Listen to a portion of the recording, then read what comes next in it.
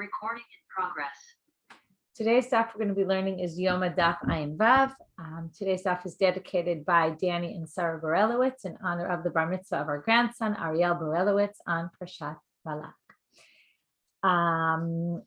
Today is the daf for Shabbat, so we will get started. We were having a slew of drashot in the past daf all about the man, and we got there because of the Inoy on Yom Kippur and the connection of that to the psukim about the man, the verses in the Torah that the man was a type of suffering affliction for the Jewish people, even though it was a miracle and it was very helpful. So now we're quoting a verse from Tehillim, Perak Ayin Chet, that we darshaned already in the previous daf, starting from the very last line of Ayin Hamud Bet. Davar acher, another way of darshaning this, lechem abirim achal ish, the strong bread a person ate. What is this? Ze Yehoshua, she'era lo man keneged kol Yisrael. This is about Yeshua, who the man came down for him, opposite all of the Jewish people. We're not sure exactly what that means. How do we know that the ish is referring to Yeshua? I'll get back to what exactly that means in a second. Tiv hacha ish, uktiv hatam kach lechad Yeshua benun ish asher ruach bo. Says Moshe is supposed to take Aaron, a person who has Ruach Bo. He's called an Ish, therefore this must be referring to Yeshua. Rashi explains us, what are we talking about, Yeshua? So the first Rashi on the page, Ze Yeshua, she'ala im Moshe im ad tchumei hahar, shenemar v'yakam Moshe v'Yoshua meshavto, hayal Moshe el har Sinai, v'imtin lo Yoshua sham kol 40 yom, shenemar v'yishma Yoshua et kol ha'am bera'ah, in other words, when Moshe was getting the Torah, Yoshua was in his own place. So the man didn't come to him where he was there. Okay, he was at the bottom of the mountain, and he stayed there the whole time. And it says, one second, right? Ad tchumei hahar. So he went a little bit up the mountain. He was there separate from the people. So over there, it was coming down to the people, and there it especially came to Yoshua. Okay, some people say Keneged Kol Yisrael, he got the same amount as everybody got, which is hard to believe because what would he need all that food for? But the more reasonable is that he got there, they got there, he got where he was, and kind of opposite them, theirs all came down together, which we'll see later. Some people say that he got a man ruchani, that it was a more spiritual type of man. I think it's the Maharsha who says that. Anyway, that's a whole different interpretation. Now, Gemara asks, Moshe, why are you assuming it's Yoshua? Maybe it's Moshe. Ish Moshe anav ma'od. He's also called Ish. So maybe Lechem Abirim. Achal Ish. Maybe that Ish is Moshe. To which they say, no, Danim Ish me'ish, ve'en Danim Ish mi veha Ish. There it says veha Ish Moshe. Okay, maybe he was on such a different level, he didn't even need the man. Maybe that's one way of understanding it. Shalu Tamidav Rabbi Shimon ben Yochai. You can think about, food for thought, what does it matter if this verse is referring to Yeshua or to Moshe? And what is it trying to say? Anyway, that's something to think about on your own. Shalu Tamidav Rabbi Shimon ben Yochai. Would have been smarter. Let's get it all one day a year. Why not? So we're going to have three different answers. Amar lahem. I'll give you an example. What's my example? There was a king. He had one son. He gave him his food once a year. And guess what? The child never came to see the father, only once a year. Right? When do children come to their parents? When they need food. If you give them food for the whole year, they're not going to show up. So he decided to give him his food on a daily basis. Come to see his father every single day. So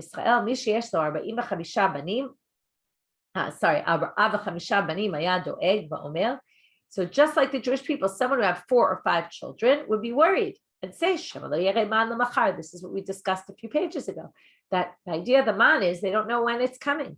So they don't know. They have 4 or 5 kids. They have to worry about where's their food coming for tomorrow. And they're going to end up dying in famine. So therefore, what do? So they all basically turn to God and basically pray to God. And that's why God gave them the man every day, so that they have that connection to him. Second answer. They They would eat it when it was hot. It was fresh. In other words, God didn't want to give them food, right? Imagine if you got your food a year in advance, you would have no food basically. So if you got your food a year in advance, you would end up having your food, it wouldn't be fresh. It would taste disgusting. We wanted the man to be fresh. They were traveling in the desert, even though they weren't exactly traveling for much of the time in the desert, but certain times they were traveling, they would have to take their food with them for the entire year. Better not to do that. Okay, so 3 different answers. 2 of them are more technical, physical answers, and 1 is a more spiritual answer to keep the Jewish people connected to God.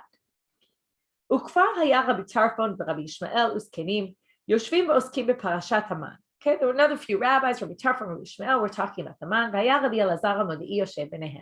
He was sitting among them, Rabbi Elazar Modai. So he gets up and he chimes in and he says the following. It was 60 cubits tall. That's really high, right? Remember the entrances in the Beit HaMikdash were 20, right? So imagine even higher, 2-3 times the height. That's how high the pile of man would be every day. Amar lo Rabbi Tarfon, Modai, enough of your silly talk. What are you talking about? No way was it 60 cubits high. Amar lo Rabbi, Nikra ni doresh. She says, no, I learned it out from the Psukim. Okay, and from here we're going to go back to the chapter in Tehillim that we were learning, Perek Ayin Chet, 78, and we're going to darshan some of the Psukim. That's where it's a Lechem Abirim Achal Ish. And before that, the 2 verses before in Kaf Gimel Kaf Dalet, it says, Vayitzav shchakim mima'al, he called from the heavens, V'daltei shamayim patach, he opened the doors of the heavens, Vayamter alehem man le'echol, and it rained down food. The man came down for them to eat. Udgana shamayim nesamama, okay, etc. So now, it's going to say the following. When else did the skies open up? During the flood. So we're going to compare the verses about the flood to the verses here and do a mathematical calculation from how high was it in the flood, and therefore get to how high the man was when it got brought down.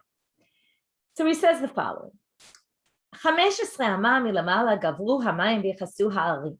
Okay, let's start with the flood first. Okay, these are also on your sheet. All these verses are on the sheet. Bereshit Perek Zayin, Pasuk Yud Aleph, B'shnat 600 Shana l'chayei Noach, in the 600th year of Noach's life, b'chodesh hasheni b'shivasa l'chodesh. Okay, on that day, Yoma ze nivkeu kol mayanot hahom chaba. The windows of the heavens opened up. Okay, now notice already a difference.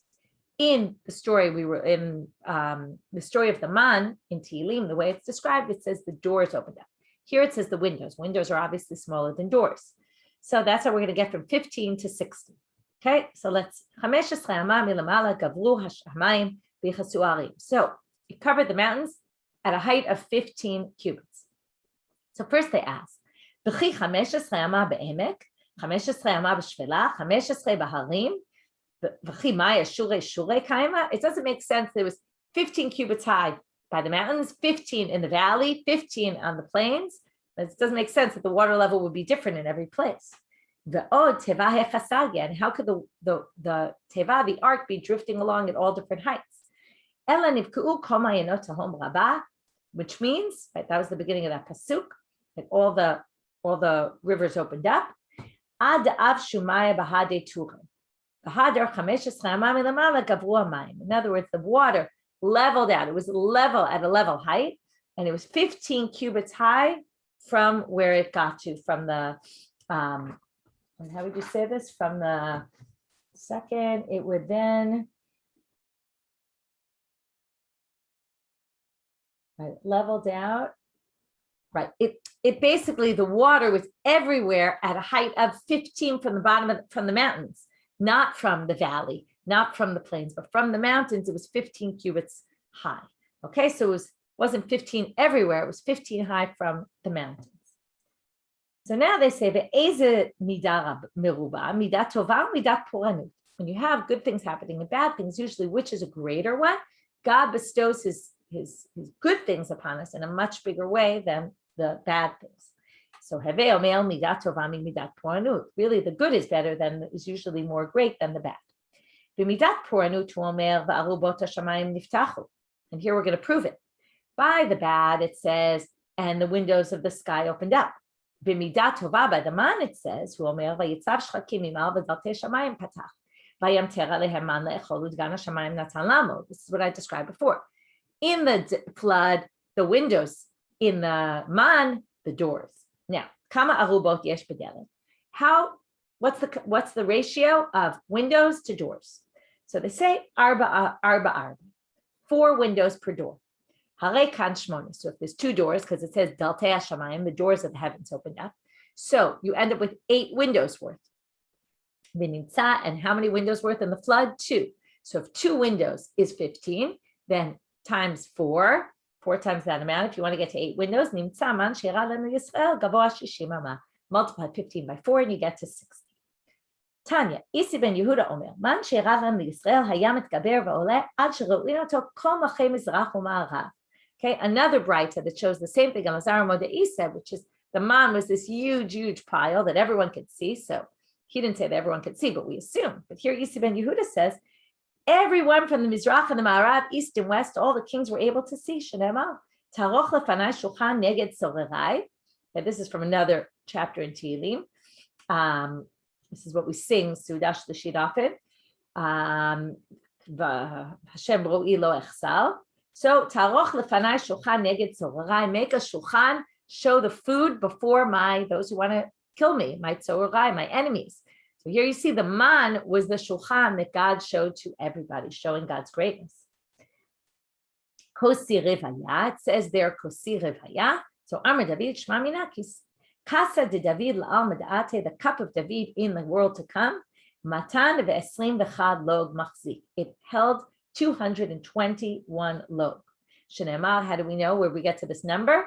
Kosi revaya, my cup will be overflowing. How much overflowing? Well, the gematria rivaya, vaya b'gematria hachihavu is 221. So now, they say, wait a minute. Let's go back to Elazar Modei. He said, if you compare the flood, 15 amma, to, right, which was windows, to the doors of the man, we're going to do 15 times 4 and get to 60. But he said, they questions, halodanya, these really aren't similar. You're comparing apples and oranges. How so? Hatam barbim yomi. It took 40 days for it all to fill up to 15 cubits. Chadashata. This happened all at once. So you can't say we're comparing windows to doors and it was the exact same amount. The flood took a very long time to get to that height. So the man's not going to get up to that height very quickly. And hatam l'kulei alma hachal Yisrael lechude. But on the flip side, what can you say? There, it was for the entire world. It took a long time to fill up.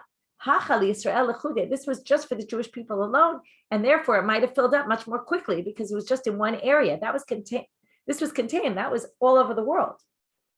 So, it should be a lot more than by the man. So the answer, Rabbi Elazar Modei, pticha pticha gama.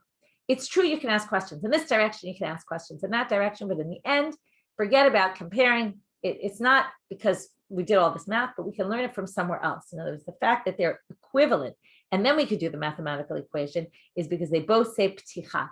And we're going to make a gzera shava, because there it says, arubot hashamayim niftachu, by the mabul, and by us it says daltei shamayim patach, by the man. So therefore, it's the same opening, and it came out in the same quantity, so to speak, except, right, one was windows, one was doors, so therefore it was multiplied by 4. Going back to our Gemara. Asur ba'achila, going back to our Mishnah. So now we talked about the chamisha inuyim, the 5 things that you can't do on Yom Kippur. Hani chamisha inuyim keneged mi. What are these 5 inuyim corresponding to? Where did we get this magic number 5? Amarav chiste keneged chamisha inuyim shebatorah. Uve'esur, ba'ach be'esur, Shabbat Shabbaton, v'ayta. Okay, so this is like keywords in psukim that they assume you know them all. Okay, in case you don't, I brought them on the sheet. Okay, so now we're going to read. In Bamidbar Kaftet Pasuk Vav, it says Ube'asur lechodesh hashvi'i hazeh, and on the 10th of the month of the 7th month, initem et nafshotechem, you will torture your souls, right? Afflict your souls. Vayikra Kav Gimel Pasuk Kav Zayin, Be'esach be'asur lechodesh hashvi'i hazeh Yom Kippurim, who Kodesh yelachem be'initem et nafshotechem. Again, Yom Kippur, and you should afflict yourselves. Vayikra Kav Gimel Pasuk Lamed Bet. Skip another 5-6 psukim. 5 psukim, you get to Shabbat Shabbatonu lachem v'ini temet nafshotechem. Same thing appears in Vayikra Tet Zayin Pasuk Lamed. Shabbat Shabbatoni lachem v'ini temet nafshotechem. Right? It should be a day of rest, and you should afflict your souls. In that same chapter, 2 psukim before Pasuk Kaftet, it says Vayiten lachem mechukat olam b'chodesh hashvi'i be'esor l'chodesh, on the 7th month, on the 10th day, ta'anu et nafshotechem. Okay, so there you have it, 5 mentions of affliction in the Torah connected to Yom Kippur. That's how we get the 5. Now they say, what do you mean? Hane chamisha abu hanan shitan tnan. There's actually 6. So they say shtia bichlal achila. Shtia and achila go together. You might say that's very simple, very easy, but the Gemara is not going to be satisfied with that. We're going to have to prove it. And for this, we're going to have a long-winded sugya here. How do you know that drinking is part of eating? It's all one and the same. Shenema. Right, where else are we going to prove it from? A verse. Let's see a verse that talks about eating, and it's talking about drink, actually. You should eat before God. This is Maaser Sheni. You're supposed to bring it to Jerusalem and eat it there. What does it say? Your dagan, your wheat, your tirosh, your wine, and yitzarecha, your olives. So tirosh is wine. And they say to eat. So there you have it. To which the Gemara questions and says, what are you talking about? Mimai. And maybe you ate it with anigon. Anigon was a drink that they would cook up. They would cook up beets with the water. And then it seems, we're going to see from the description in a minute, that they would maybe pour it over vegetables and eat it. It was kind of like a sauce rather than a liquid that you would drink.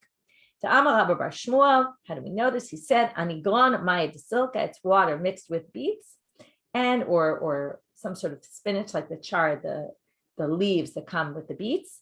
The oxygon, which is another drink, maya de kulu shalke. That's the water with the rest of the vegetables, like a broth, a vegetable broth. But it seems they would maybe put it over the vegetables after they cooked it. So those are things with wine. They would mix wine in with these things. And that would be a liquid that could actually be drunk. So now they say, so let's prove it from somewhere else. And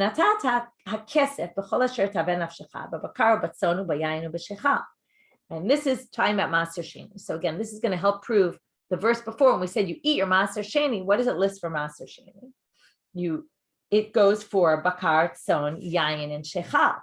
Now, shechal, they say shtiyai. Shechar is usually beer, but we're going to see later that maybe it also means wine. But shechar is definitely something that you drink. You don't put it in aniglon and end up eating it. And go back to that original verse. It says you eat it. Mimai. They say, no, you can't prove that either. Maybe also was eaten with aniglon. So they say shechar ktiv, but it says shechal, which seems like beer, and that's not something that you put in aniglon. So they say, no, shechar just means midi dimashake. It means something intoxicating. So they say, and something intoxicating is usually a drink.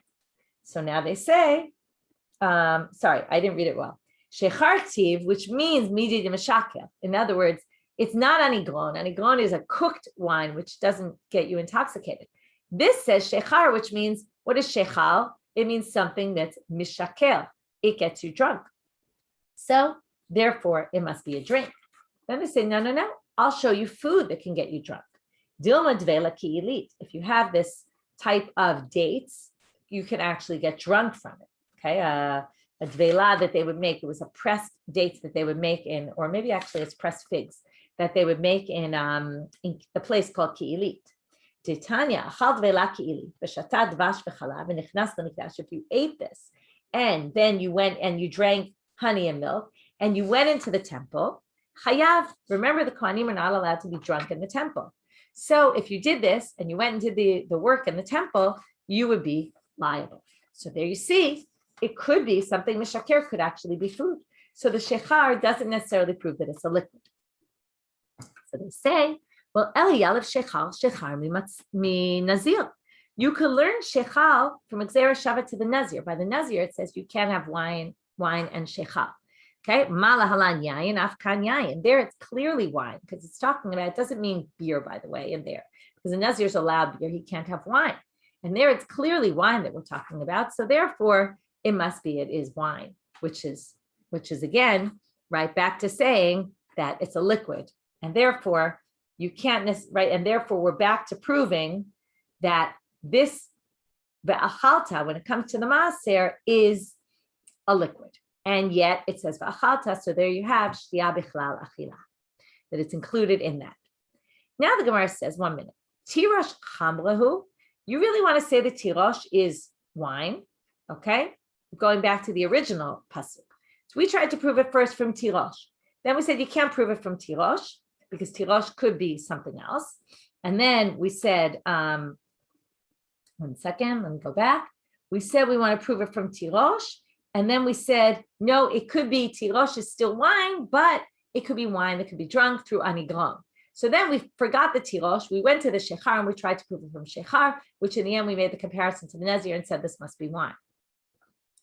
Now we want to question, is tirosh really wine? Tirosh chamrahu v'hatanya hanoder min tirosh asor b'chol minei mitzika umutar b'yayin. If you make a vow and you say, I'm not going to have tirosh, you don't say wine, you say tirosh.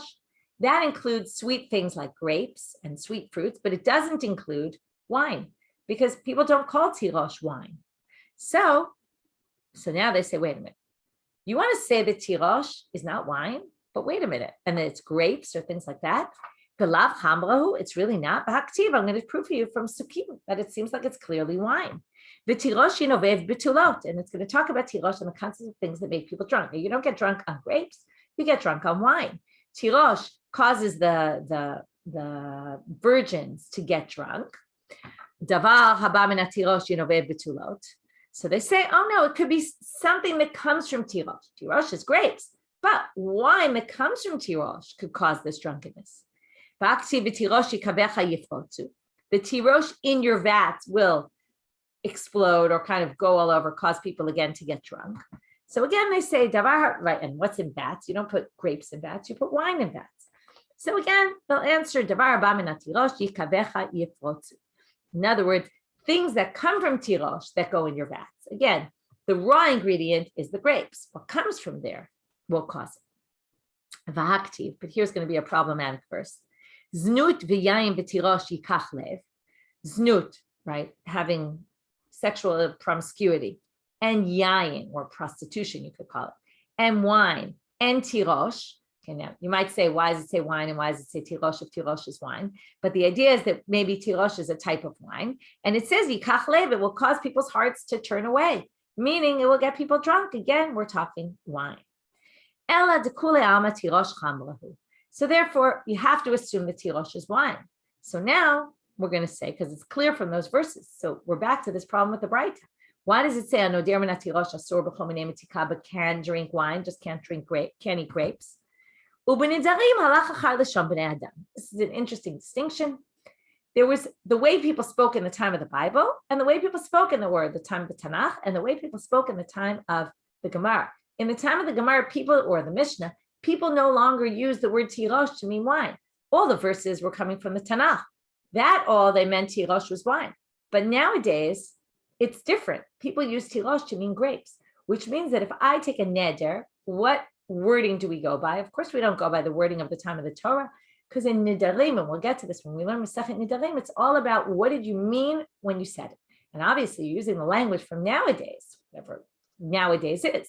In those days, it was the Mishnah. And in those days, tirosh did not mean wine. That's why neder, you can't bring neder as a proof against what it says in the Torah. So really, tirosh is wine. But again, we couldn't learn the whole, if we go back to the beginning, couldn't learn it from tirosh because it could be used it with anigron.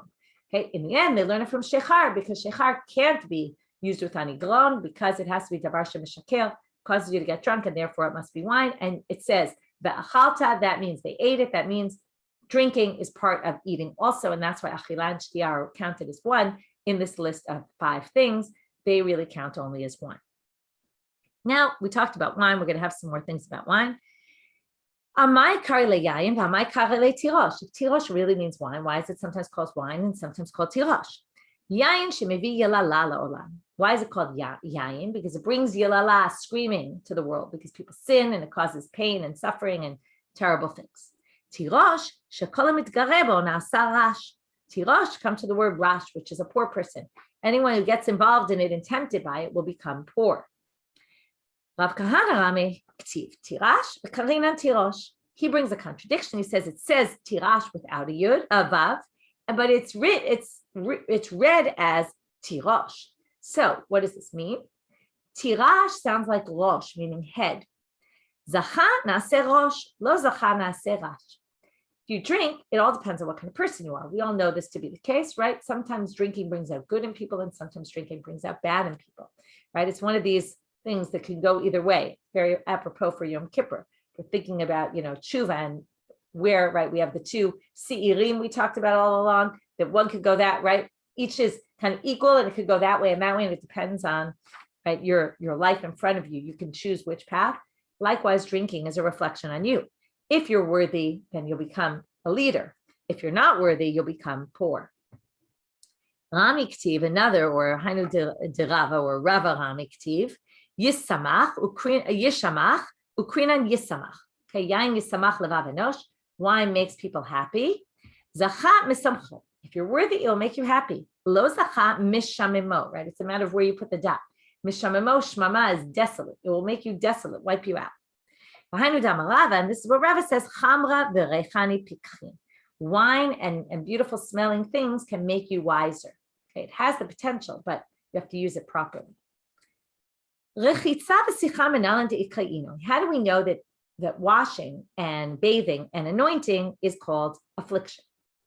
Dichtiv, as it says, and now we're going to quote verses from Daniel. Okay, there was a chapter in Sefer Daniel where Daniel basically fast for 2 weeks or 3 weeks, I think 3 weeks, because Koresh had taken away the ability for the Jews to build a second temple. First he told them they could, then he stopped.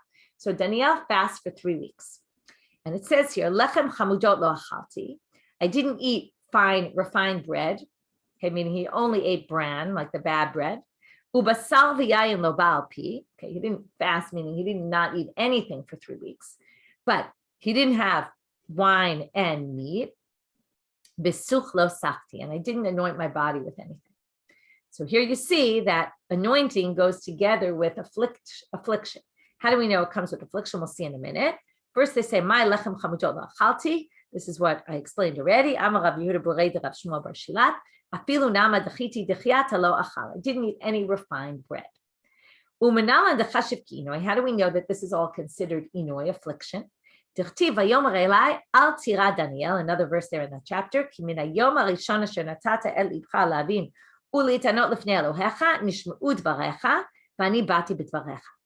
He says, don't fear, Daniel, because from the first day that you put your heart to understand and to afflict yourself before me, before God, your words were heard, and I came b'dvarecha. Later, we're going to try to understand what does it mean, ani bati b'dvarecha.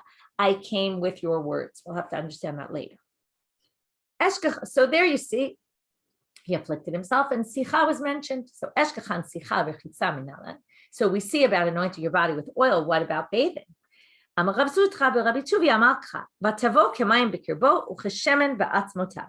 is a verse from Tehillim, and it says that the water will come in his inside his body like the oil into his bones. So here you see that water coming inside is bathing your body like the oil that you put on your bones, right, on your body. Maybe it means water that goes inside your body by drinking. There's different ways you get water in your body. So they say, no, dumia de shemen, ma shemen me'avrai, af mayim ba'avrai. It's like oil. You don't drink the oil. You put it on your body. You rub it on. Likewise, the water goes on like that. So therefore, since we know sicha is a affliction if you don't do it, likewise, washing, bathing is like sicha, and therefore it also goes in that category. But now the Gemara says,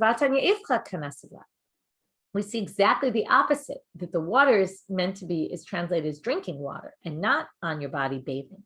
Titnan, how do we know this? Mishnah Masechet Shabbat. How do you know that anointing is like drinking on Yom Kippur?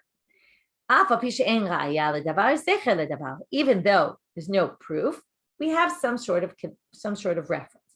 Okay, that drinking is like drinking. The anointing your body is just as bad as drinking on Yom Kippur. There you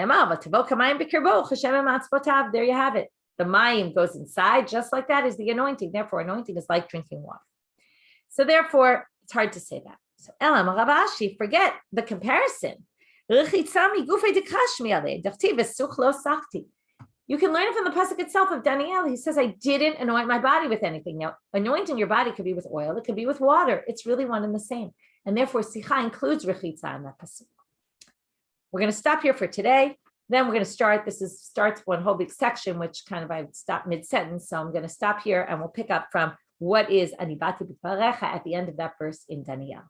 So have a Shabbat Shalom, everyone, and we'll pick up on Sunday morning.